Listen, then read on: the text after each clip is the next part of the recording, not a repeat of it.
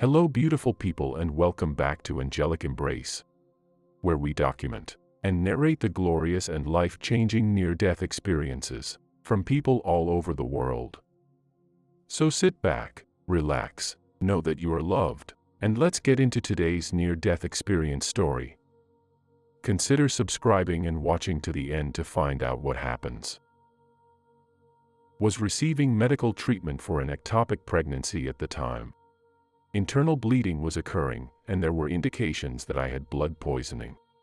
After receiving an injection to help me relax prior to surgery, I requested a pastor to accompany me to the operating room. Nevertheless, my request was denied.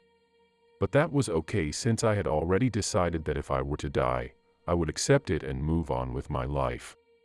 I put my life in the Lord's hands and said, "Into your hands I place my life." While I was under anesthesia, the nurses instructed me to count backwards from 10 to 1. When I got to the count of 5, I decided to start praying the Our Father instead of continuing to count. I was lured into a dark tunnel that was slightly oily, and as a result, I was unable to complete reading it. In the tunnel, it was completely dark, and for a time, I had the sensation that I was floating. As I made my way into the tunnel, I became aware that the discomfort in my stomach was gradually disappearing. At the end of the tunnel, there was a really brilliant light that I observed. I had a good feeling, and the idea of dying didn't disturb me as much as it used to. As I got closer to the light at the end of the tunnel, I had the sensation that I was being drawn more quickly in that direction. There were the faces of individuals who had passed away, some of whom I recognized and some of whom I did not, and they were yelling, "No, go back, go back, go back." After that, I heard noises like people muttering. At the conclusion of the passage, I discovered that I was in the midst of all those other folks. I felt good. I was free from all discomfort, had no concerns left, and was bathed in warmth. Additionally present was my grandfather. Even though we were relieved to see each other, there were some unsettling rumors going about. The overwhelming majority of people responded with a "no." A disturbing vibration could be felt in the atmosphere. A person clad in a white robe had gradually materialized out of the brilliant light that had been around all along. As the person continued to approach me, everyone around me fell quiet. The creature had a really cheery, relaxed, and smiling expression on its face. Even the warmth it emanated was palpable. The figure was neither particularly tall nor very heavy, and its height and weight were about typical for someone who was neither male nor female. I inquired, "Are you Jesus, or are you God?" I was greeted with a cheery message that said, "Evelyn, not yet, go back, go back." I had expressed my desire to continue living with my dad.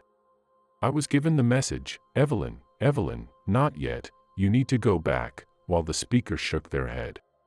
The others in the area exclaimed, "Ah/oh," and grinned in response to what was spoken. I continued pushing on remaining.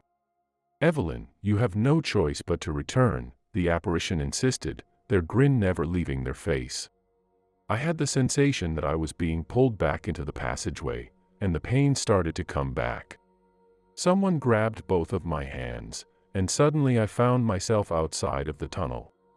I was brought back to the surgery room and was acutely conscious of the agony. I felt like I trying to get up to go. I became aware of the nurses pushing and pumping on my chest. My self-perception was that I was the body on the table. Despite the fact that I was still outside of my body, I attempted to pull the nurses away from me while simultaneously pleading with them to stop because the pain was excruciating.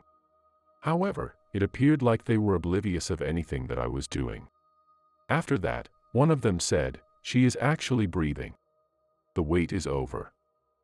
And when I came to find that I was lying on the table, I could feel and hear my own breath.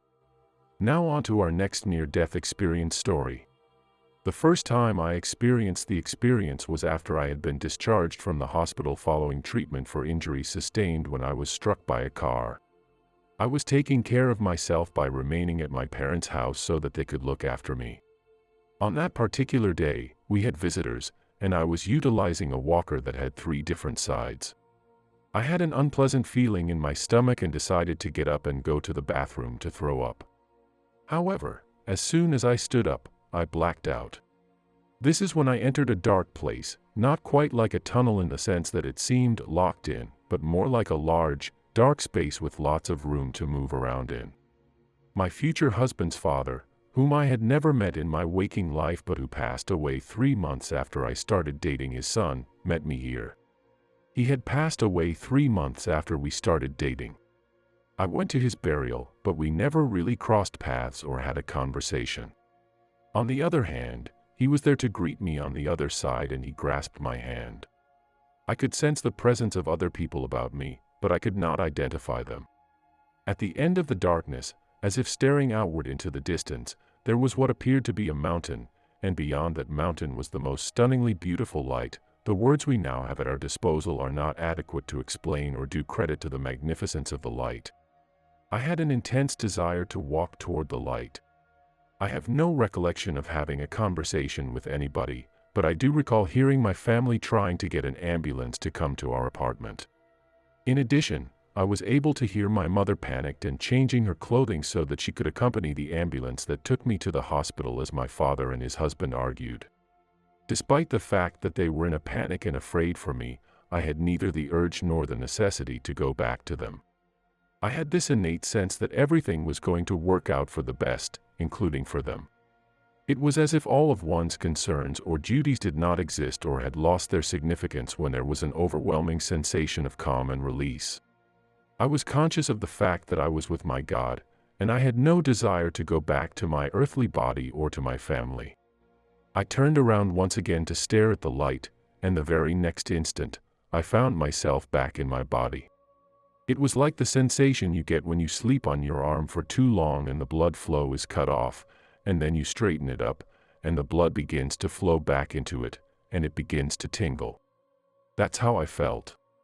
After the ambulance came, they transported me to the hospital, where I would later undergo surgery to treat a tubal pregnancy.